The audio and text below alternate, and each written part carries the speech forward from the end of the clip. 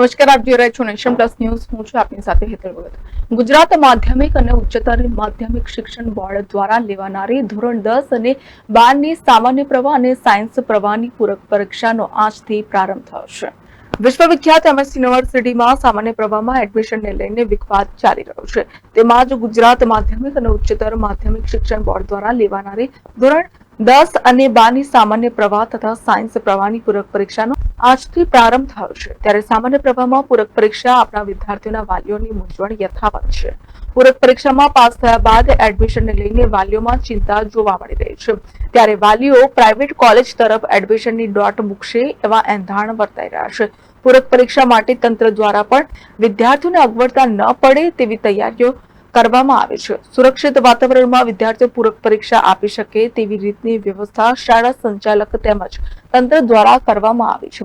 પૂરક પરીક્ષામાં વિદ્યાર્થીઓ પાસ થયા બાદ ઓન એન્ડ એવરેજ વિદ્યાર્થીઓ પર્સન્ટેજમાં ઘટાડો થતો હોય છે.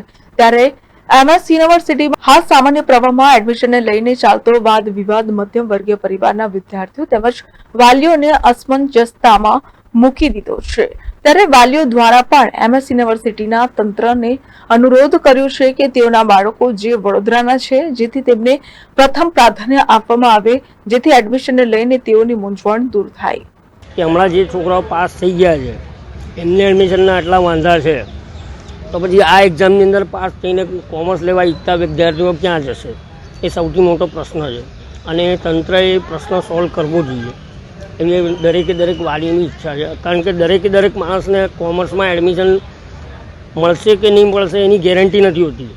હાલમાં 75% એમણે બંધ કર્યું છે, તો બાકીના હજુ તો 25% વધ્યા છે. અને આ પરીક્ષાની અંદર પાસ થનારા સમજો 10% કે 5% બી હોય તો બીજા બાકીના બધાને બી ક્યાં એડજસ્ટ કરવું? તંત્ર માટે સૌથી મોટો પ્રશ્ન રહેશે. વાલીઓની કેવી મૂંઝવણ છે? વાલીઓ કેવી રીતે? વાલીઓમાં હવે એ જ છે કે જેને કોમર્સ લેવું હોય એને ત્યાં એડમિશન ના મળે, બીજી કોઈક ફિલ્ડ કે લાઈન પસંદ કરવી પડે એવી પોઝિશન હવે આવીને ઊભી છે. અને વિદ્યાર્થીઓનું ભવિષ્ય હવે થોડું જોખમમાં લાગતું એવું લાગી રહ્યું છે. પ્રાઇવેટ કોલેજો છે, પ્રાઇવેટ કોલેજો બધા માટે એફોર્ડેબલ હોતી નથી.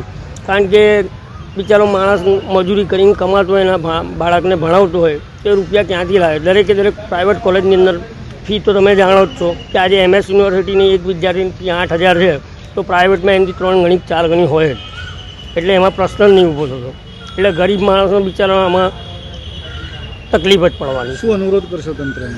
મારે તંત્રને જ અનુરોધ છે કે બને ત્યાં સુધી આપણા વડોદરા જિલ્લાના જે પણ વિદ્યાર્થીઓ છે એમને પહેલાં પ્રાયોરિટી આપવામાં આવે અને બહારનાને એ લોકો લેપ કરી દે.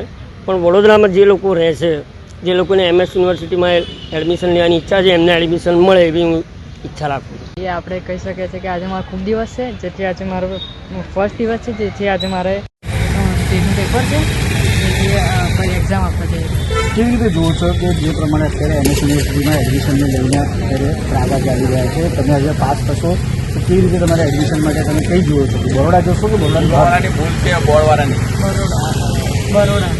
બરોડામાં જશો. કેટલા ટકા આવવાની હવે ઉમ્મીદ છે? કારણ કે હવે તમે પૂરક પરીક્ષામાં આવ્યા છો તો ટકાવારી જે વધવી જોઈએ તે થોડી ઓછી થશે. તો શું અનુરોધ કરશો? એમએસને શું અનુરોધ કરશો?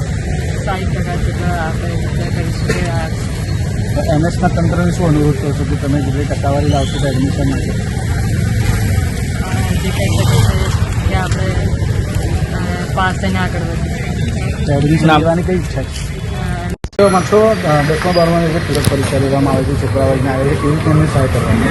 આ શહેરમાં તો એવું છે કે આપણે સ્ટાર્ટિંગથી મોબાઈલને ચેક કરીએ છીએ કે મોબાઈલ લઈને નથી આપવાનું, ડિજિટલ વાળો અલાવ નથી.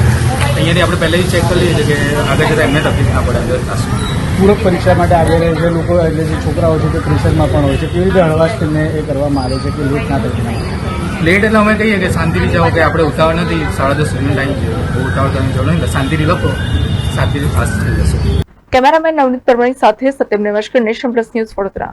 સમાચારોનો સતત અપડેટ મેળવવા માટે અમારી નેશન પ્લસ ન્યૂઝની યુટ્યુબ ચેનલને સબસ્ક્રાઇબ કરો, બેલ આઇકન દબાવો અને જોડાયેલા રહો ફેસબુક, ઇન્સ્ટાગ્રામ અને ટ્વિટર પર.